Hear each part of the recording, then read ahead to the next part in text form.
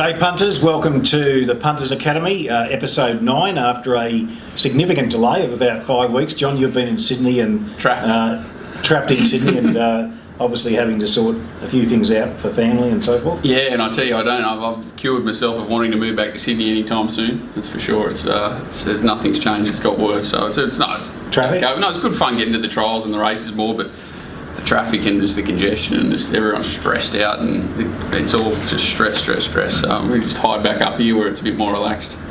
Indeed. So look, we've got quite a few questions that have sort of built over the last couple of weeks. People have sent them in. Some of them might be a little bit time irrelevant now, but we'll cover them off and go through it. At the end of it, we'll sort of, in part 2, focus on Derby Day and look at a few races there. Okay. So first one's from Ryan, really enjoying the show. Just a question I've got in regards to market movers or money trail runners.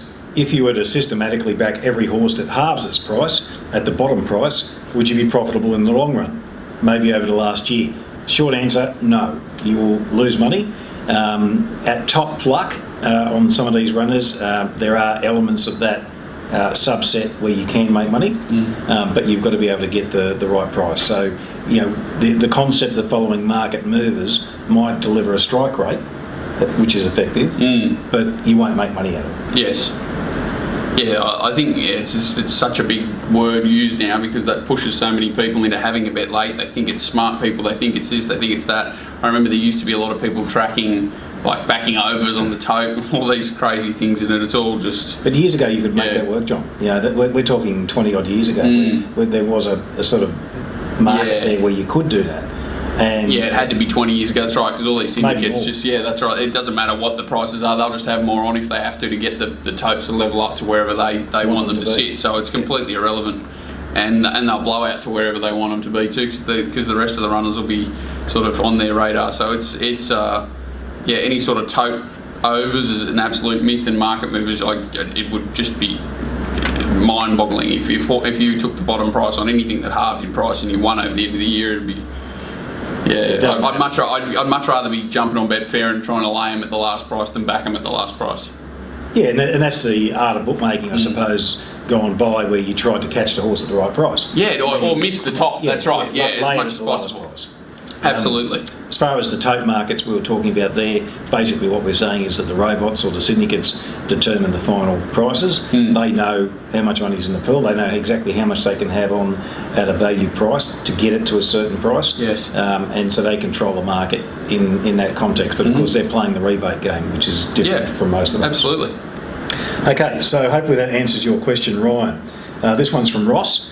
Hi John and Paul. Love that question of Richard's last week. I can't remember what question it was. Yeah, something to do with ratings. As I do my own ratings as well, but I'd been betting to the market price and not my own prices, probably through a lack of confidence. So after listening to Paul, I went back and redid a lot of my old races and find I'm much better off doing it my way by far. Anything you could add on that? You being Paul's way by far. Exactly. Yeah. So what we're talking about there, everybody, was just the concept of either accepting the market price as the pivot for determining your bet size, or whether you use your own price if you're skilled enough at framing markets. And look, you need a fairly decent track record and some substantial evidence there to warrant actually accepting. It's good, price. exactly. I'm not saying I don't know how many situations Ross has had to have a look at, but having the market price there and your price over a period of time to have it checked before you jump either way is great. Yeah. And it's all about bet sizing. So we're talking about proportional staking and wagering a percentage of your capital on the selections that you want to back at a given price, being either the market price or relying on your price. So if you've got a horse marked $4 and you're having 1% of your capital on that horse, whether it's $5 or $6, you're still having that 1%. Yeah. So the rest of it's over. So either that or accepting the market. So that's what he's done here probably is he's saying he's been betting off market price. If you're going to start straight away, probably best to do it through market price than your own prices, because if you are out a long way, things could go very pear-shaped. Well, you've only got to be out on one of the main chances, and it can really distort the rest of it. Yeah, so you need to experience. I suppose. Remember, it's to collect a percentage of your bank, not win a percentage of your bank. So when I'm talking about betting to collect, I'm saying 4% on average. not win. There's a substantial difference. If you bet to win 4% of your bank, in most cases, long term, you're overbetting. Overbetting, yeah. And statistically speaking, it doesn't matter how good a punter you are, how good a judge you are. You might get the winners, but you're going to lose in terms of capital. By overbetting, yep. Okay, so the next one's from Stefan. Love the show. I was wondering if you and John could discuss gear changes at the next show, your thoughts on positives and negatives, and a few examples. I've got mine, you've got your probably pet ones. I can think of them straight pretty quickly. I'm a big gear change person. Blinkers is probably widely discussed one as being very relevant. Blinkers first time on a horse.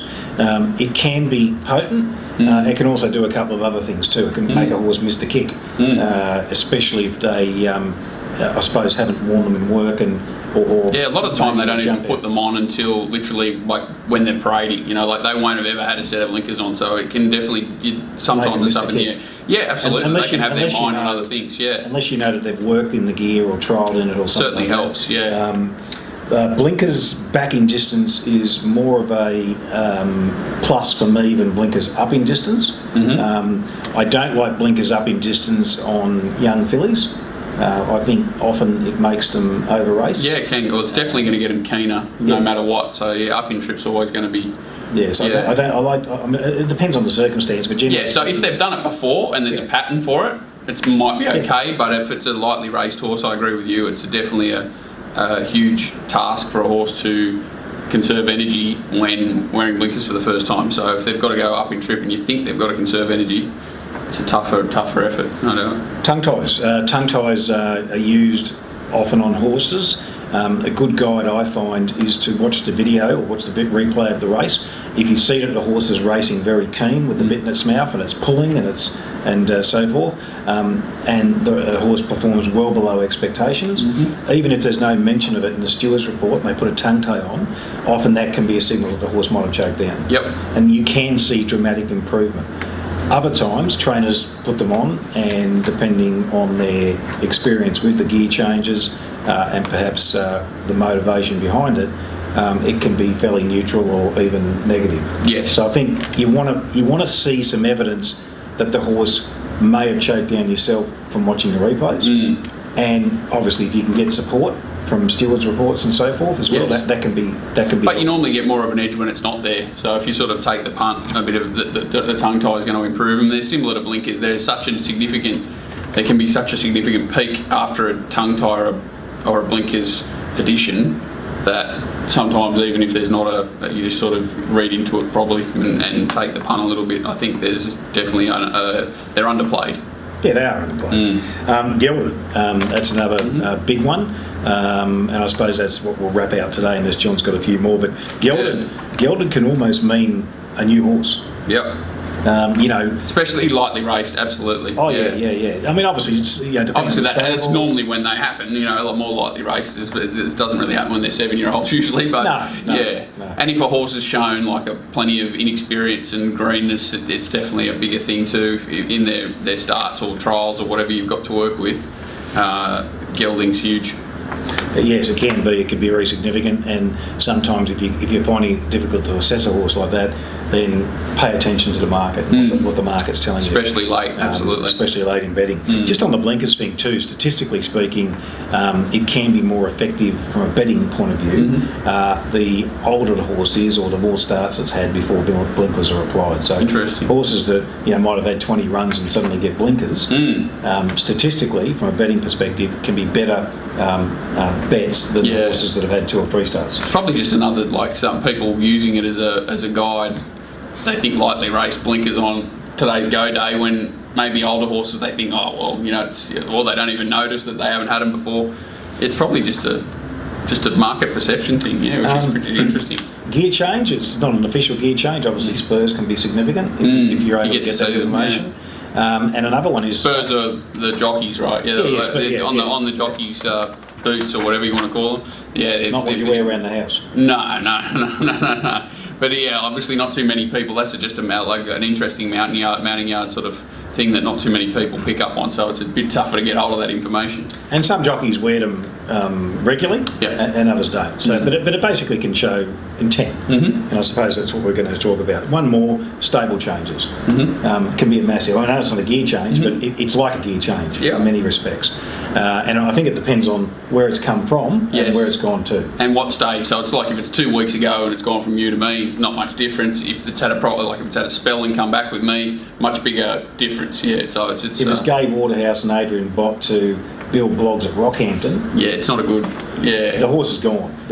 Most likely, and like it doesn't have to probably perform as well as it did, so it can still be competitive, but you just got to try and weigh it up. But they can often be overbet too. Yeah, absolutely. Watch out. Absolutely. But I mean, a good trainer to a good trainer, not necessarily negative. No. Sometimes horses just in that new environment fire. Yeah, absolutely. It does. It usually does do something to them one way or the other. One way or the other. Yeah. Okay, so Stefan, I hope that covers. I've got an interest. I've got nose rolls are an issue for me. I hate when horses get nose rolls. I normally think that's horses that sort of get their head up or hang or do something crazy. I usually treat them as a negative, even if it can be it can have positive effects on a lot of horses, but it's still a big negative because for a trainer to put it on, it's a pretty extreme thing, and I don't really like it. Unless it's something the horse races in. Races well in all the time. Yeah, if it's established from sort of first time, you know what I mean? Like nose roll first time, crossover noseband first time, anything that's there to control the head normally says the horse has got a bit of an issue, so I usually try and stay away from those horses. And anything to do with feet, so bar plates, synthetic hoof filler, concussion, especially on hard tracks with those sort of the feet, anything on hard tracks with feet. Shock shot shoes. Like there's a couple of trainers like Ben Smith who he seems to put them on to have a bet. I don't know what his go is, but every time he gets some bar plates on, his horses jump out of the ground. Yeah, well he's clearly innocent. Yeah, but that was a freak, that horse. But yeah, anything with feet on hard surfaces, I tend to steer clear of. The market. It went from I think 7 to 4 to about 5 to 1. 5 to 1 and only won by 6 or something. Yeah, it was just. But look how it turned out. Like it was just had 10 on him. I think even if the feet took 5 lengths off him, he still beats him by 5. But it's a worry. Yeah, I mean once again, no feet, no horse. The only exception is if they race well in them regularly. Yeah. All those things you can sort of say that. Yeah, in a time. So anything like any sort of weird period like Norton bits, anything that's like an extreme piece of gear that a trainer really doesn't want to put on this horse unless they can get away with it. First time you always probably want to have a look at them, but if they've done well in it, then you can sort of give them the green tick. Yeah, that's it. So it's okay. And in our database, of course, we've got all the prospective gear changes, but also historically against each run. So which is important too. You can see when a horse had blinkers, whatever it might be. Like Joe Pride's team's flying at the moment, and blinkers on for them is just ridiculous. Like I don't know what sort of, it's an interesting statistic to see whether it is a bullshit statistic or not, whether it's true, but it just seems to me that every time he puts blinkers on his horses, there's massive intent there, and it just shows that the horse is ready to go, and he's just trying to extract that last bit out of them. And usually they run above themselves, but his stable's absolutely flying at the moment. Yeah, they're going very well. Done. Okay, so the next one is a multi-part question from Jonathan. He's actually got a couple here. Currently, I'm a massive mug punter wanting to transition into methodical, systematic, professional or semi-professional punter. At present, my process is based around race replays and finding horses that have been missed in markets due to forgive runs and clarifying their form. I have reasonable success with this, but no money management or staking processes, big problem, and generally end up winning well with horses I've found and losing due to a lack of discipline. Can I please get your thoughts on the following processes? Assessing horses. So I think we'll break this down into parts. First of all, the money management thing is going to kill you. If you don't have proper money management skills, you will never succeed as a punter, regardless of how good a judge you are. That's a fair comment? Yeah, and even if you are a fair judge and you are somehow getting by, there's no way in the world you're reaching anywhere near your peak if your money management's not in place. So you've got to do that. We've talked about that many times, betting proportionally and staking relative to your bank and not exposing yourself to too much risk. Keeping records, diligent records, very important so that you can go back and review your performance, and that provides checks and balances to effectively your state of mind, which is a massive thing. I mean, nothing's bigger than the mental game in this. Clear mind. Yeah, it's just Assessing horses. can I get your thoughts on assessing horses? Very personal thing. Yeah, it's a very personal thing. I presume you're talking about form, Jonathan. There's so many elements to reading a race and understanding a race, and it's I assume that's like the complete video watching what he's saying, race replay, finding horses. So, which is kind of it's a very. You've just got to sort of. It's learned behaviour. It is learned behaviour. It is. There's nothing. No one can teach you it really. It's something you can listen to people and their thoughts on different parts of. What's good about a horse, showing speed, acceleration, strength through the line, how they travel, what they're doing at certain parts of the race. It's all sort of, you can listen to people, but it's only by repetition and watching yourself what good horses do and what bad horses do and different makeups of races that affect the races, like I was sort of talking about, like if they're going flat out or they're going pulling up, or that's all involved in assessing horses. So it's not a 2-week apprenticeship. Maybe go get yourself a job at data processors and learn the ropes. That is probably the easiest way. But like you're watching more races is the key to it really. Obviously, if you're already thinking if you're finding horses that are solid targets, you're winning off them. You're doing an okay job, but just never think that you can't get better. Oh, look, every day we learn something. I think it's foolish to suggest that you should only have the blinkered view and approach it that way. You've got to be able to be open to ideas and things change. Everything changes. And we all learn. We've all learned off somebody, and we've all learned different things off different people. And it's an accumulation of knowledge. It's like a repository where you continue to build upon. And over time, you just become more skilled and more learned at what you're doing, and the practice makes perfect. Yeah, and it's usually by process of elimination kind of thing. You try something, it doesn't work. It's very rare that everything clicks straight off. You're just always trying to review your own performances, what's working, what's not working. Little edges that you might be continually finding that are really strong. So you might build on that. There's a lot of reasons why you do what you do. Understanding sectional times. Sectionals can be a great tool in knowing how a race was run, which horses that would ultimately suit. I'd say that you'd probably before you start understanding sectionals, making sure you get correct sectionals. Yeah, well, making sure you get. If you want to be semi-pro, we're talking about. If you're just an average guy, if you're just doing your best and not really that into it, but if you're not getting correct times. I know there was someone talked to me today about a horse, and they're talking about paying a lot of money for this horse off a trial and sending it to Hong Kong. And I think it was 0.95 out or something in its trial, which is not surprising. Yeah, it was nearly 6 lengths out in its trial, and all the trials are not even close. There was one that was like 1.3 out or something in the trials from Sydney last week. So these guys are just doing it off official times, and nearly bought a horse that's 6 lengths lower than they think it is off one trial. So a big part of the edge for anyone serious about their punting, professional, semi-professional, is having access to details and making sure they're correct to good data. So obviously all the sectionals that we produce through Axis in terms of the sectional ratings not only deal with the correct sectionals in terms of the time, the raw times, but also the correct adjustment in terms of the track speed, so that you've got a comparable figure that you can use for comparative purposes. Which cuts down my time ridiculously, but anyone doing the form. Yes, correct, and it's a big part of sectionals as well. If they're correct, you've got more. You've got more advantage in them. You've got confidence, and you can build off that. But having the data and understanding it and knowing how to apply it in different circumstances is also of great importance.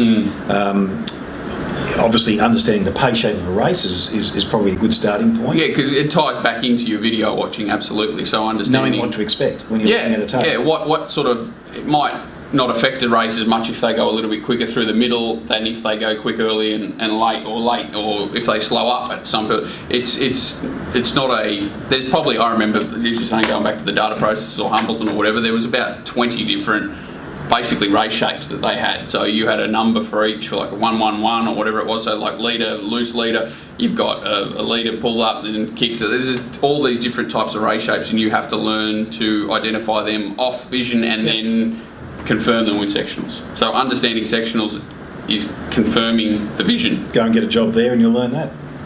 Yeah, well, that's how I use it anyway. I try not to look at these before I've looked at the race. Is a bit like Mark Lamborn when he says, I don't like to set a market when I've seen someone else's.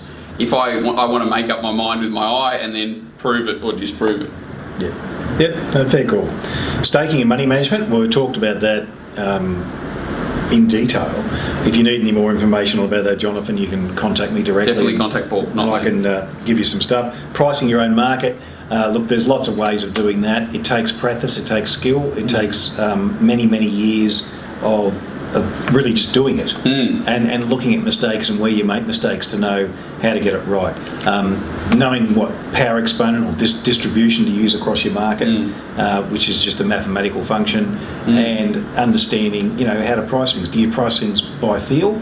As in you look at a video and you sort of order your chances in the market and sort of rubber stamp a horse and go, well, I think that's... It's like you're running a virtual race. That's pretty much how I do it compared to, a lot of people. So that I'm running a virtual race in my head. I'm trying to work out how I think the track will play, conditions of the day, jockeys on each horse. It's basically like running a trackside race in your head and trying to work out. This horse wins 20 out of 100, so it's $5. That's it. That's exactly what it is. And I think, well, what has to happen for Paul to beat John? Can he beat me this way? So I have to order, like you're basically staggering the order that way. The strongest to weakest horse and the most advantaged to weakest horse in the race. And then how many times out of 10 should that happen? How much variable is there in the race?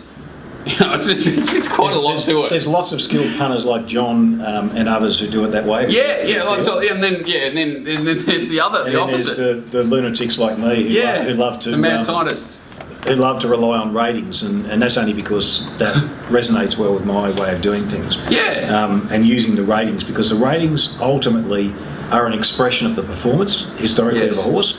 And knowing how to apply a rating and what adjustments to make and under what circumstances, if you like, provides you a systematic approach towards solving the puzzle of trying to price a market. But you should never be as arrogant to think that your market's always going to get it right. There are going to be circumstances where it's impossible for me to be right all the time because I've got so much feel involved. It's impossible for you to be right just like that without looking at it and adjusting it for variables, anything that might come up, gear changes, anything that you're going to apply come race day. I might have a horse that's $5 and in my mind, based on the figures, could be anything between $3.50 and $7. That's right. So if my horse at $5 is $3.50 out the $4 back into $3.50, and I know I could have had it $3.50, then I'd be foolish to leave it at $5. Yes. Conversely, if the horse drifts and now is 6, 7, 8, you'll be foolish to leave it at your bottom end of your market, or even shorter. Yeah. So in those situations, you've got to be flexible, and by freeing up the percentage on that horse, you can allocate it to others. Yeah. So markets, as you're saying, like it's to price up a market before a meeting is a really difficult tool that takes quite a long time to get right. Time. And then that market means nothing when race one goes. You basically, it means something, but it doesn't. It's always flexible for so many reasons. If you want to do it by feel, contact John. He'd love to sit down and show you how to do it. Oh yeah, that'd be great. I've just got 10 years. No, it's incredible what goes into it when you start talking about it. It sort of, you think, well, geez, that goes into it. This goes. So it's. I wouldn't get tied down into worrying about pricing your own market too much, but it's always something to work towards. Yeah, work towards, for sure. Anything else you can suggest? The end goal is to have the science to back up my eye and the discipline to make it a long-term success. So if you're looking for the science to confirm what your eyes are telling you, that's where ratings can be invaluable. Exactly, and even someone like me who hates them does use them and uses them more now than I ever have. So, and not so much as a shortcut, I just trust them a lot more. Well, through getting to know your system pretty much, because I know through however long, 18 months of using it, that the information is very solid, it's very consistent, and that I can rely upon it. Especially you've got these new ratings, what are they called, WQR. Yeah, holistic they seem to be a lot better at two unlike meetings coming together and being able to match the quality of where they've come from. So there's a good case in point. And I had this discussion with Mark Lamborn from Racing Ran via text last week, and there was a horse, Stonebrook. Yes. Now, what price did you mark that? The other day, when it went around, like evens or something. Okay. Yeah. So it might have been a bit longer. Mark obviously does his own markets, and I've never really sat down. This is when it got beat. You're talking about? Yeah. And he texted me something along the lines of, hard to get this horse short on the WQR ratings. interesting for R2W, etc., etc.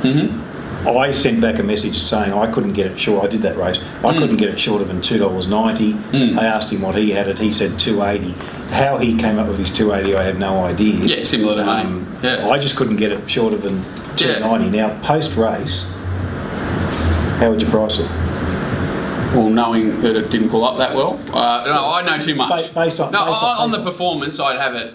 2 to 1 or something like that. You'd have to be 2 to 1. Take your pick, or you'd have to have the winner shorter because it sat outside it and beat it. Yeah. So you'd have it 2 to 1, 7 to 4, 10 to 1 the field or something like that, which is pretty similar to what I had it sort of. I think I had it, what is it, $2.10, $5, and then so I just had it. The gap was too big between the winner and the second horse. Yeah.